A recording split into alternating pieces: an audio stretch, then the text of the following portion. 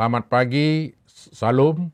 Sebelum kita melakukan pekerjaan kita masing-masing, marilah kita mendengarkan firman Tuhan dan merenungkannya untuk pagi hari ini.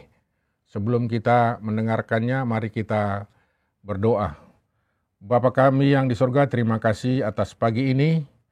Tuhan telah memberikan kekuatan dan kesehatan bagi kami sehingga kami boleh bangun dari tidur kami. Tuhan Maha Pengasih dan Maha Penyayang, pada saat ini kami mau merenungkan firman-Mu.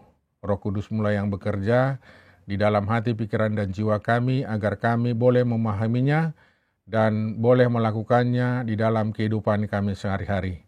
Kami berdoa dalam nama anak-Mu, Yesus Kristus, Juru Selamat kami. Amin. Saudara-saudara yang kasih dalam nama Yesus Kristus, kita mau mendengarkan firman Tuhan tertanggal 1 November 2022 yang tertulis dalam Amsal 10 ayat 19 yang berbunyi, dalam banyak bicara pasti ada pelanggaran, tetapi siapa yang menahan bibirnya berakal budi. Jemaat yang terkasih dalam Tuhan Yesus Kristus, dalam Amsal 10 ini ada 10 kali kata mulut, bibir, dan lidah disebutkan.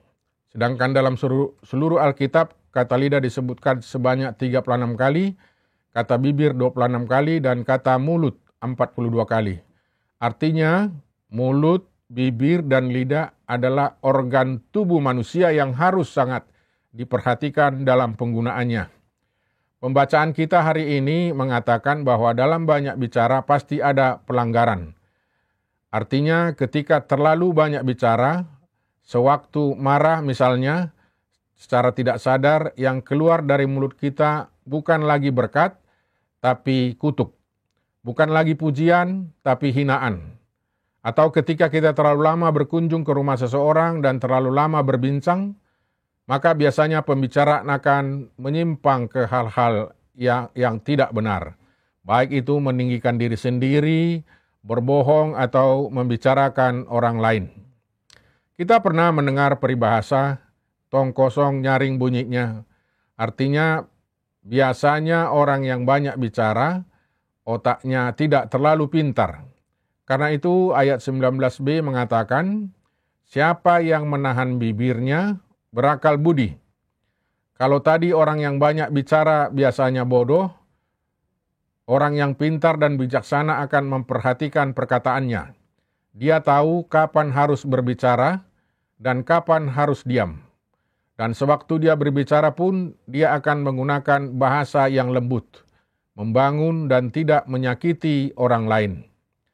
Jika kita percaya kepada Tuhan Yesus, maka kita harus menggunakan mulut, bibir, lidah kita sebagai barang berharga, seperti perak. Jika kita punya kalung emas misalnya, tidak mungkin kita pakaikan kalung itu di leher anjing, kita bukan. Demikianlah juga lidah kita. Tidak boleh digunakan untuk mengatakan hal-hal yang menjijikkan buat Tuhan. Seperti perkataan bohong atau sombong, membicarakan orang lain, menghina orang lain, ataupun mengutuk orang lain. Ada 3 saringan yang dapat kita gunakan untuk mengawasi perkataan kita, agar orang dapat menilai bahwa kita adalah orang-orang yang percaya kepada Tuhan Yesus dan bijaksana. Pertama, sebelum kita berbicara, cek dulu apakah hal yang akan kita ucapkan itu adalah hal yang baik untuk orang lain. Jika itu akan menyakiti, mempermalukan, dan menghina orang lain, jangan kita katakan. Kedua, cek apa yang akan kita katakan itu hal yang benar. Jika itu merupakan kebohongan, apalagi agar kita dipandang baik oleh orang lain, jangan katakan. Ketiga, cek apakah hal itu bermanfaat.